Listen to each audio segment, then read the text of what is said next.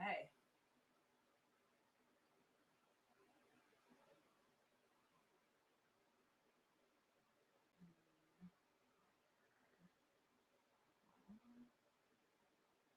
Here is why I think it doesn't.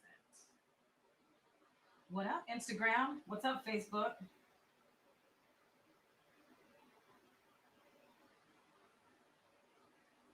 Okay, there we go. Just got to get that up there. Hi.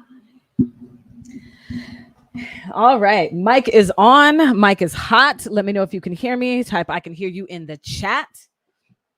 As promised, I'm back again with day 2 of this series that I'm calling Cliches in Dating That Are Holding Us Back. Okay. And yesterday I gave you a cliche, and yesterday's cliche was, let's see, yesterday's cliche was, he who finds a wife finds a good thing.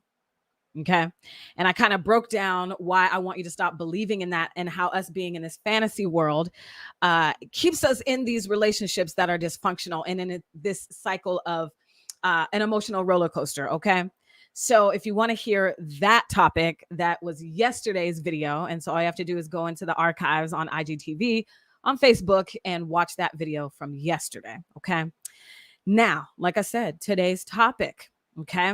In this series that I'm calling Cliches in Dating That Are Holding Us Back, day 2, love conquers all. That's the cliche I want you to stop listening to. Okay. And I'm going to tell you why. And I'm going to tell you why I do not believe that. Okay. There's also a cliche that we believe that's kind of under that. Love conquers all. He'll change for the one he loves. He'll change for the right woman. Okay. My name is Reka, and I'm an NLP certified life coach. Okay. And I help the professional woman discover her worth, the professional, loyal, and now she's frustrated woman discover her worth, so that she can stop trusting he will change and giving him chance after chance after chance. And he never changes, which that's why you're frustrated. Okay. And what you need work on is confidence in your singleness, and confidence in setting a boundary and then keeping a boundary. So I'm going to tell you why love conquers all, this cliche that I really want you to start thinking about. What does that actually mean? What does that mean? What does that mean? So I'm going to read something to you. And this is from one of my favorite psychologists, the holistic psychologist. Her name is Dr. Nicole LePera. I think that's how you say her name. But anyway, she writes, for a relationship to thrive, it can't be used as a means to fill the voids or wounds caused by a parent figure. We all have childhood wounds, okay? A healthy relationship provides space for mutual evolution. This is the essence of authentic love. When two people allow each other the freedom and support to be fully seen, heard, and self-expressed. I got a little bit more to read, but let me ask you this.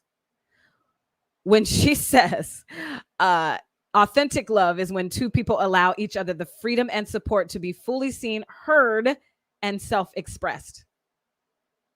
How many of you have actually had a relationship like that?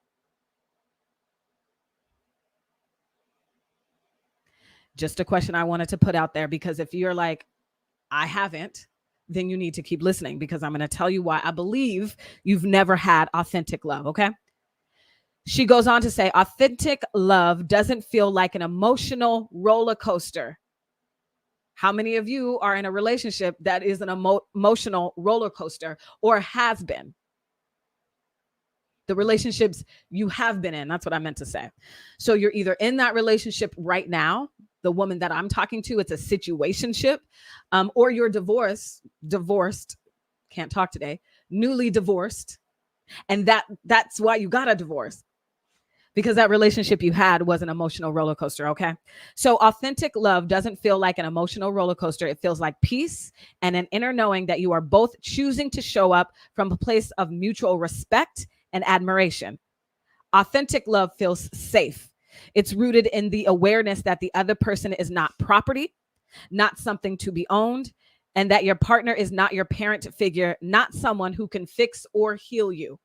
Your partner is not someone that you can fix or heal. You can't. She goes on to say, this is not the rom-com description of love, the depiction of love. Authentic love doesn't always feel good or even romantic.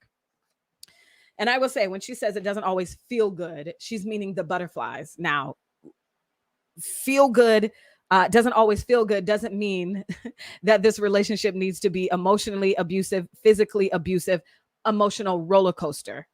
Okay.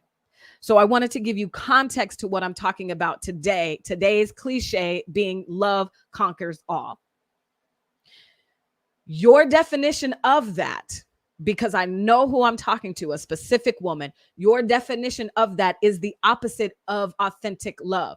So you're thinking of love conquers all. You believe you have to be the ride or die woman.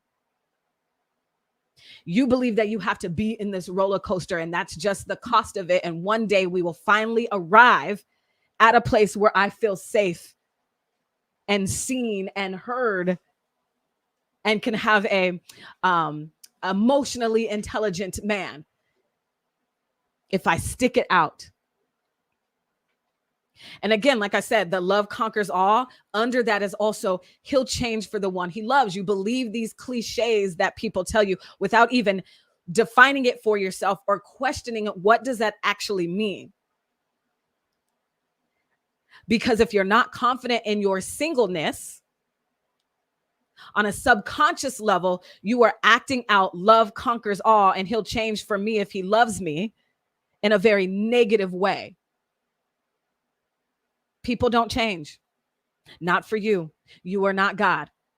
Leave the changing of people up to God. And you really have to get to the bottom of, why do you actually believe love conquers all? What does that mean? What does that mean?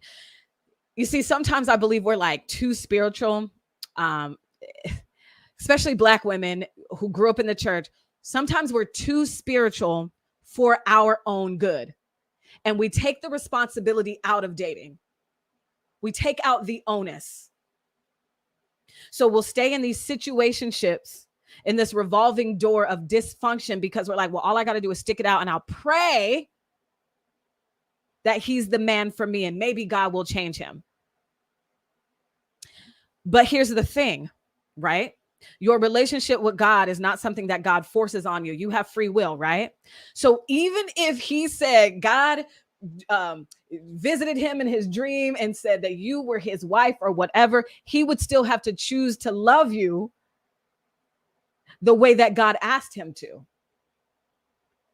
So he can say, I love you all he wants to, but if his behavior isn't changing, I would argue he doesn't. And that's another thing. So when we say love conquers all, a lot of us don't even know what true love actually is. Authentic love. Because who actually sat down with you and had this conversation about what healthy, authentic love is? Nobody. And then especially if you haven't seen it, how do you know what love is? The same way you would know if you were like, oh, I want to be a doctor. I want to do this. I want to be a lawyer. I need to go, I want to learn how to drive a car. You got to go to school for that. So if you've done no studying on who you are, what love is, human nature, the psychology of it all, how are you going to get to the mountaintop of authentic, true love? You're fumbling through it, right? Because, yeah, you are a loyal woman and you are a good woman to him. Yes, you are. Not to you, though. You see, men, hold on. My mama was calling me. Okay. Men don't have to lie to you to be with you. If you like him enough, you'll lie to yourself. Because again, you think, well, love conquers all, and all I got to do is love him and show him and prove to him that I'm loyal and that I can show up for him and be there when he needs me to, that he will change for me and pick me. And when you're in that mindset, you are experiencing this teeter-totter with this guy, the emotional roller coaster, the trusting he will change, and he never does. because again, you over spiritualize, you fantasize, you fairy tale love conquers all. And I get it. Look at Beauty and the Beast. What did that movie teach us? Your eyes are the window to the soul. Your ears are your ear gates, right? Your eyes and ears to the soul. What did Beauty and the Beast teach us? Okay. So Beast traps Beauty in exchange for her father. Beauty sees this beast. He is not nice. He is emotionally abusive to her. Then he kind of sets her free and she's like, well, I'm going to stay because I am going to love you the way nobody else did.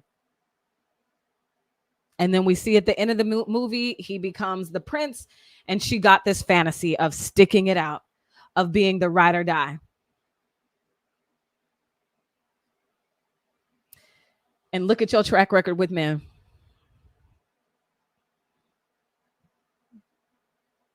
I love you so much that I am just trying to help you see you. Because again, you are a loyal and good woman. Yes, you are.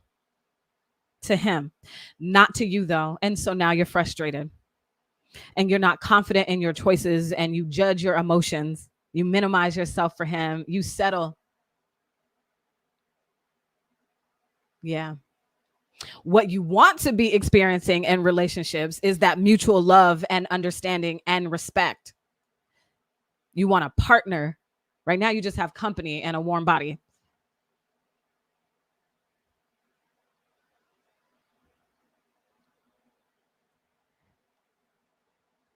And so again, you believing the cliche, love conquers all, believing that he will change for me. And honestly, here's the thing, your ego gets in the way as well. Because you're like, I'm such a good woman though. Look at me. Look what I've done in my career. Look what I've done. I'm paying all my bills. I got a mortgage. Why don't you like me?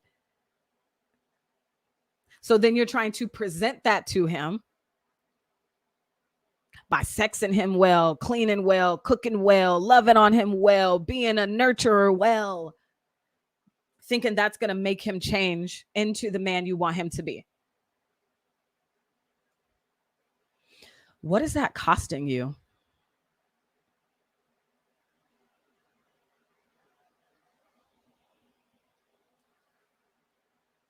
See, you're experiencing the emotional roller coaster because you buy into the fantasy, whether you knew it or not before today. I really want you to think about your relationships with men, your track record. If these are your actions, you think you can change him? So if your action is he does something, he apologizes, you take him back, that means you're trusting he can change because you believe love conquers all and you're in this fantasy realm of it, this spiritual realm. Like he doesn't have to do any work to become the man you actually need and want him to be. He's going to have to do work and he should do that outside of you. You are not a rehabilitation center for a man. And even if he's super sweet. So here's the deal. I'm going to tell you a story. So in my relationship with my, who I've now deemed my emotionally abusive ex between the years of 2015 to 2017. Okay. He was somebody who was quick to anger, which means he was mad all the time. Mad. And I used to try to change that in him. Help him see silver linings. Why are you mad at me? I am not this person. He would always accuse me of cheating and being sneaky as well as being mad about other things. Right? And I thought I was being a good woman and giving him grace because that's what Christians do. But the backstory is I was constantly minimizing myself. I was always walking on eggshells and trusting that I just got to say the right thing. And one day he'll finally wake up and love me the way that I need him to love me. He will change for me. And I would rationalize with the good stuff that he would do. Like one day he drew me a bath and put roses in the bath. And I thought that was so cute. And I'm like, see, there's good in him. he can become all of that fully. And I just need to keep pulling that out of him. What?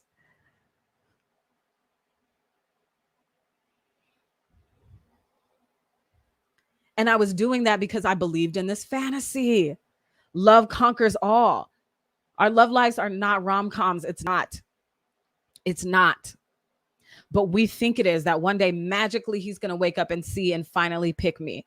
In your situationships, I don't care how nice and sweet he is and how understanding, if he's still not giving you the relationship that you actually want, to actually be in a co-committed relationship where he's loyal to just you, what are you doing?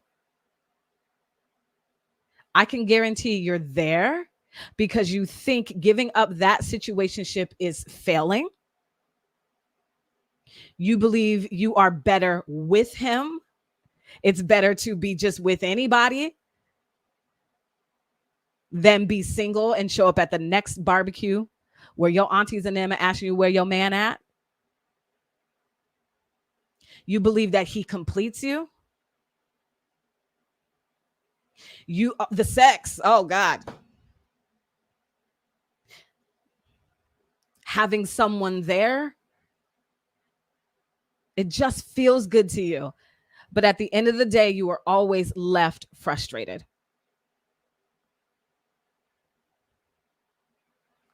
Shout out to my cousin DJ. He says, you can't just love somebody so hard the relationship will work. Relationships are a delicate balance of several different things. You can't love and loyalty your way through some of these different things. You can't love and loyalty your way into a man's heart. I promise you. I need to put that on a t-shirt, DJ. So anyway, I would rationalize for my ex, and which is why I was in this relationship for 2 years. And it was definitely a year. I was 2 weeks into that relationship. I knew that I shouldn't have been in that relationship, but I passed up red flags, shaded it with potential. I thought he would change for me. Look at me. I'm such a good woman. You'll become a better man because of me. Da, da, da, da, da. And so in the midst of the relationship with all of this anger and firestorms and emotional roller coaster is going on, I'm like, but he did this for me. He's such a good dad. I like that about him. So, okay, I just need more of that. He can become that. And I would rationalize staying because at that time I was not confident in my singleness. I was not good at standing up for myself. I judged my feelings a lot. And I thought I was being a judgmental person by judging the way he was, his character was, right? But one of the principal characteristic traits being a Christian woman is be slow to anger, right? And he was quick to anger. And the Bible also says bad company corrupts good character. And woo, was he corrupting me? And I know we get in these like, oh, I shouldn't judge a book by its cover and da, da, da, da, just fantasy land when we're out here trying to love and loyalty our way into a man's heart that has proven over and over again he is not for us. And you shouldn't be in a relationship like, well, the good and the bad. Okay, so trying to outweigh the good with the bad. Like, what? No, I'm not doing either or in relationships no more. I'm coming for it all. Okay, so I'm gonna I need to wrap this up because I wanted these videos to only be 20 minutes and we're at the 20-minute mark. Okay, so I'm gonna leave you with some tips on what you can do to fix this problem, getting out of the fantasy of love conquering all. I told you I was going to tell you why I believe it doesn't. It doesn't. And I promise you, if you've never actually sat down and went on a self-love journey, had mentors, a coach, been to therapy, you have no idea what love is. You don't.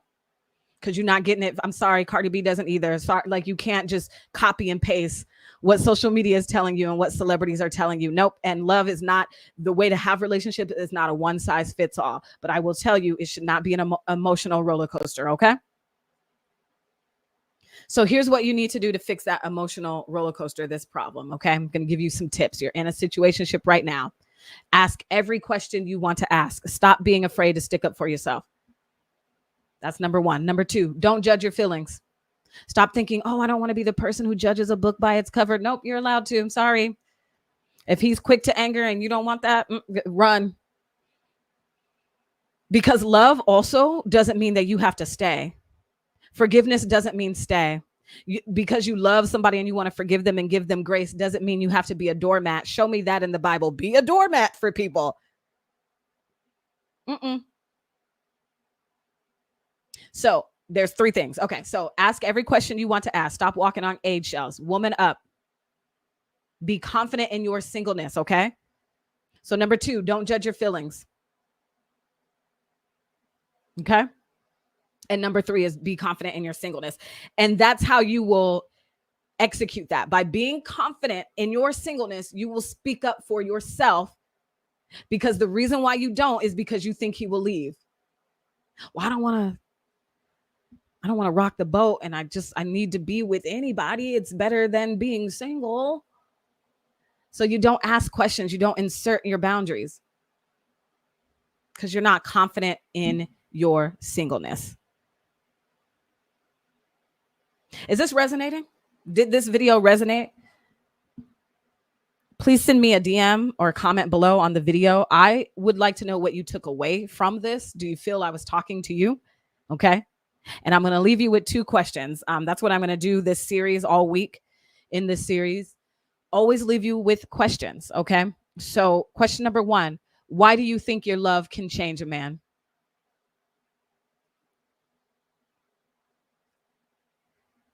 Why? I'm going to ask it again. Why do you think your love can change a man? I want you to journal it. Think about it. Send me a DM if you want to. This is food for thought for you. And then why do you feel like your love can change a man? So think and feel, because sometimes it's different. Who did you get that from? Think about it.